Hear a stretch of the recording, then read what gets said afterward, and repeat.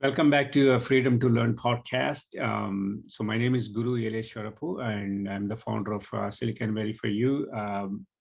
Today we are going to talk to Anish Kolan. And so for those who are not familiar with this podcast, please press the subscribe button and also like the video so you get more content in the future. And also you can look at the content that's being created in the past. This podcast is created for the benefit of youth and to learn different things about education.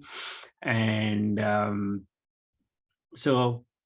let me formally introduce Anish. And Anish has been with Silicon Valley for You for last 3 years now. And if I'm right, he's with ASU, Arizona State University, doing computer science.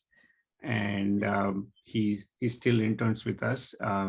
And so definitely we got good feedback from our customers about his work. And so anyway, I will let him speak more about his journey so far. And welcome, Anish. Hi, Anish Kolan. I am going to my second year at Arizona State University. So currently I'm majoring in computer science, and I'm taking the courses that's relevant to that major specific area.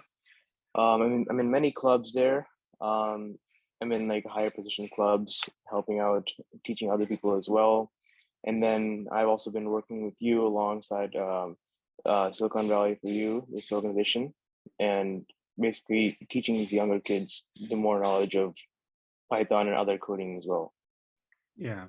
So basically, the gist of what we are trying to do is, as a first step, everybody has to be a mentor while being mentored by someone else. In other words, so you are at ASU, obviously you have a lot of professors and everything, and you've been in high school, and then prior to that, middle school and whatnot, but you never get an opportunity to be a mentor.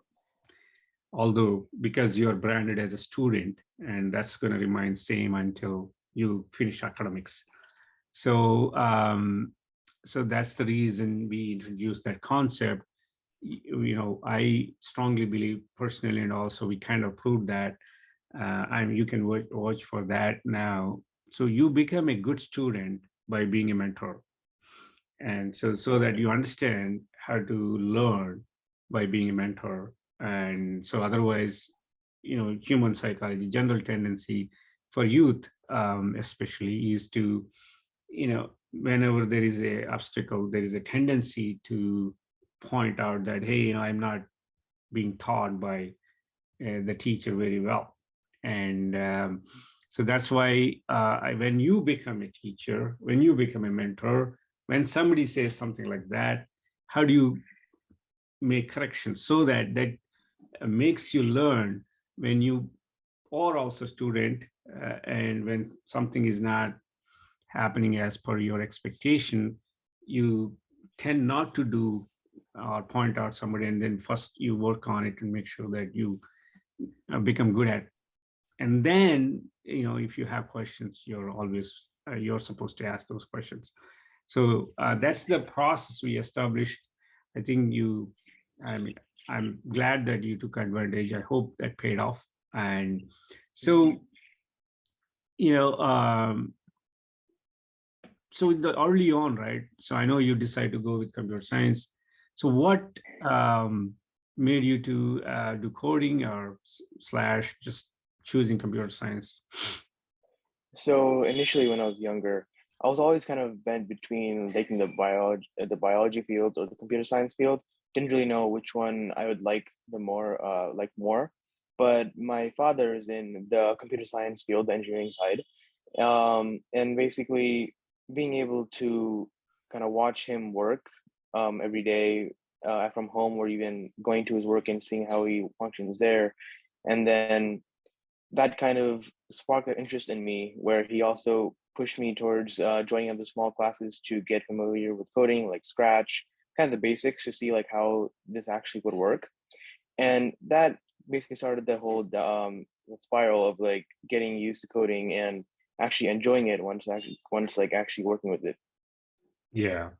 So I think that's very important for anybody. I would always say that 50% of the problem is to have the interest and inclination towards doing that. Once that's Right. there, remaining 50% can be attained. It's just a work. You have to put in some Mhm. work, and it just naturally comes to you. So when a teenager is not interested in that, that's when the challenge starts. And it's fairly. Yeah. I mean, we deal with a lot of students. It's fairly challenging, but you are on the on the better side of things in with respect to that. So Mhm. now that you are at ASU, and you grow up in Bay Area and you are at ASU, so what do you want to be, when you, I mean, have you ever thought about, hey, this is what I want to be when everything is said and done? I haven't completely thought about it yet, but from what I kind of want my goals to be, I want to like first join a big company such as like Google or Facebook, kind of get understanding of how everything works there, kind of be used to all the work that I have to be doing, what everything I'll be learning there, and then from there a little bit down the road, I want to open a new startup and try to see where I can go from there and who I can work with and what I can try designing and just bring up new for the whole world or anything. Yeah, absolutely. I mean, Yeah. it's a good, I mean, that's a pathway. I mean, there's a pretty standard pathway, the one you just mentioned. And I always say that people who are especially grow up in Silicon Valley, for you're entitled to start your own company, not just so, because it's like, hey, you're in the mecca of tech, right? So uh, Yeah. I think I mentioned this to you before. We do have partnership with the ASU, Arizona State University. In fact, we are still figuring out some bureaucratic procedures to get some internships going and things like that. So we can potentially help you along the way. And Hmm. also, I mentioned this before, as we are doing, so we can provide those, some of these opportunities as time goes on. And indeed, if we end up doing a project with this, by the way, we work with 150 colleges right now, just so you know. Wow. ASU, Yeah. we haven't started yet, but we are working Hmm. with Northeastern. A lot of projects are going on. We have 30 projects going on as we speak. So, but ASU, just so you know, is a little bit more bureaucracy than what I Okay. came Okay. across with other schools. Um, and they are very stringent when it comes to contracts and everything. So anyway, um, I guess the point, so, for what you have as a goal as we speak, for instance, getting into Google's, likes Hmm. of Google's or Facebook's, do you think the current education is helping? If it does, just talk about it a little bit. And then if it's not, just talk about what's missing in your mind. So for me, at least, I think it's partially helping because, well, college is very important for networking and basically learning the actual knowledge you need for the future. But it's a little difficult because you don't really know where to go on from actually just learning the basics. So in the classes, we're learning, oh, this is how you code, this is how you do whatever, whatever. But then you can't really don't know how to apply that into real life and make it into like a business kind of point of view where you can start up your own company, like I said before, or even like work at a job and know how to manage that kind of position. So it's in a way, yes, it is helping. College is kind of giving that kind of benefits. But then again, it is also a little difficult because you don't really know what to do until you actually learn it or actually until you actually do it yourself, which is Yeah. pretty hard for a person to start off with. Yeah. So, I mean, if I had to paraphrase what you're saying, in a nutshell, it doesn't, and I'm talking about most of the schools, not just ASU. It doesn't give you the application side of things. So, in other Mhm. words, if I have to put it in a short version, so if my goal is to join a large company such as Google, And then if I work backwards in order to get to Google and what all things I need, and then if I can understand those steps that takes to micro steps that takes to for me to get there, then everything will be very organized, and also you'll be extremely motivated because that's your goal. And Yeah. so unfortunately, with all due respect, what happens is they have a bunch of subjects, bunch of semesters, and then although this is your goal, once you get into this with all you, I mean, the path, whatever, for the lack of better term, saga. Once you get into Hmm. this saga of figuring out, you potentially, sometimes you can lose track of what really you want to do. And then you get caught up in this and then say, okay, I got to do this. I got to do that. I got to, and then, so you tend to forget. And whoever, that's why it's very important for you to write it down somewhere and just keep remembering that, hey, this whatever I'm doing is temporary. Eventually I want to be in one of these companies, you know what I mean? Yeah, So that you exactly. don't lose track of your actual goal that you have for you, for yourself. And so that's very important. Yeah. Yeah, so speaking of us, so I know you've been with 3 years now. Can you talk about what you learned through mentorship and what the experience entails for you, and so that somebody can learn from you? Yeah, so being a mentor for this organization, it's very important because I learn a lot of things on how to understand children and understand other people that I'm working with.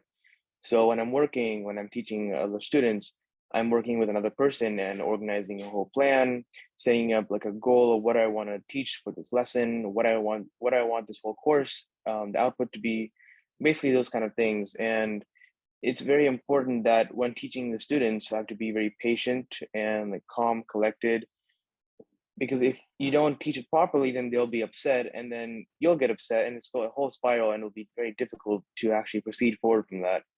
So yeah, basically, it's very be very patient, and then this does help with also learning how to teach properly in the future.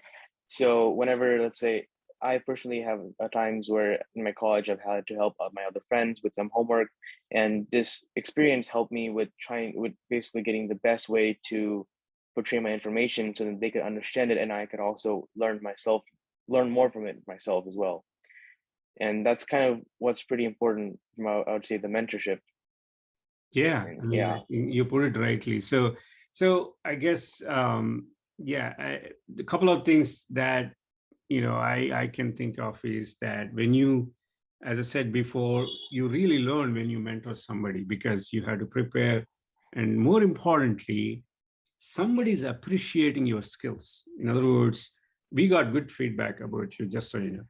And then when a parent or student says that, hey, I want to attend Anish class, that's Mhm. tremendous. The reason being, at the end of the day, somebody is appreciating your skills, whatever you learned until that point.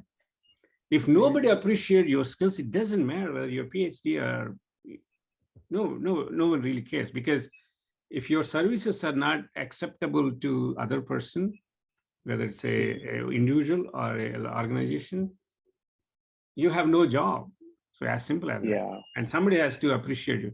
So that element of skill, you know, having that that skill in your arsenal from the beginning, from childhood, is going to be really effective, because I know people who um, who are in the industry. It's not about mentoring, even simple things like, for instance, you are talking about helping your friends. So it comes down to presentation.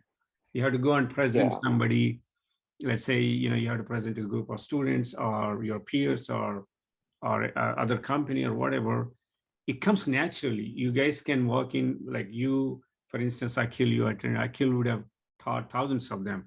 If he ever Right. has to walk into a room and present, it's just in the DNA. You just walk in and boom, you have that confidence, and then you Yeah. have that ability to make the eye contact and look at the person in the eye and answer the question, things like that. So some of these Yeah. things, it just naturally comes, and you don't have to Hmm. practice that. And then, so I think that is where actual learning happens. That's my opinion. So that's why we Yeah. made that a first step of internship for us. So I really appreciate you taking advantage of that. So the other thing I like to add is that, before we get into the last questions, as I said before, we have a lot of projects. So as Yeah. we are executing, if you have, I don't know if you have cycles, that's the other thing. So if you have cycles and if you want to be part of it, so we can get you in. For instance, we work with students from Northeastern right now, and then St. Clair from Canada, and Haas, UC Berkeley, and Hmm. anyway, whatever. Oh, Rice University from Texas. So Okay. we have, in long story short, we have a bunch of projects going on. And Hmm. if you have any inclination, and then we can get you, you can hook up with one of those for the time being until we start Hmm. working with the ASU itself. We'll see when that happens. Um, but Yeah. for the time being, we don't have actual projects going on with the ASU yet, but Hmm. we have signed the MOU. I see. But Yeah. then they're not signing our NDA yet, so that's where the hold up so far. Anyway, um, so the last this question I ask everybody is, what is a piece of technology that you think you need that doesn't exist today? That can be anything, like a Star Wars type thing, some fantasy Hmm. type things, um, something like magically. One guy said, for instance, I want to sleep just like that. I need a device. Hmm. I just touch Yeah. that and then I just fall back and then sleep. Other guys, I think girl Gia said that she wants, you worked with Gia, right? So she Yeah. was Yeah. saying that she wants a device to download Brain and dump them and put Hmm. it away and forget about everything. And then whenever I need it, I just upload it and then just get going. Yeah. This is almost like sci-fi movie.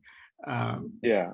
so anything that you think is of your interest that's not there today. Let's see. I think maybe something that involved with memory. Yeah. So I would think so something I would say like I want to relive what I lived so many years ago, but it's all kind of fading away right now. And I Correct. would like a place to kind of save those memories and like maybe come back to it or have the kind of a way to basically access those much easier Yeah. or even like control what memories I have, like delete them or even modify them or anything really. So something in that kind of field, that kind of tech Yeah. would I be think nice. Gia said exactly the same thing, just so you know. So literally Oh, more oh, or she less said the same thing. same thing. Okay. I'm just Yeah, paraphrasing. it's memories. She wants Mhm. to, relive some of those moments Oh, I see. Yeah. in the future. So I think that's pretty cool. I think it's going to happen. Yeah, It's a hopefully. matter of Yeah. time. I read somewhere it's already happening. Um, Hmm. I mean, they are doing the research. Somebody patented. Research, I yeah. think Elon Musk is patenting. Other companies already patent something to that effect. Um, Oh, that's interesting. Yeah. yeah, that guy is into everything. So yeah, thanks a lot. I really appreciate. And so this is a series of podcasts. This is the first one. Mhm. It's more like introductory. And as you get involved in projects, you can do some of the projects. Some of the other interns, in fact, they are showcasing their work, projects and things like that. But Okay. we'll sync up again, and once in a few weeks once you come back to US. And Yeah. yeah, so thanks again. I really appreciate. I know for taking time in between your personal commitments, and Of course. Yeah. so we look forward to talking to you very soon. Thanks Okay. again. Yeah. Sounds great. Thank you.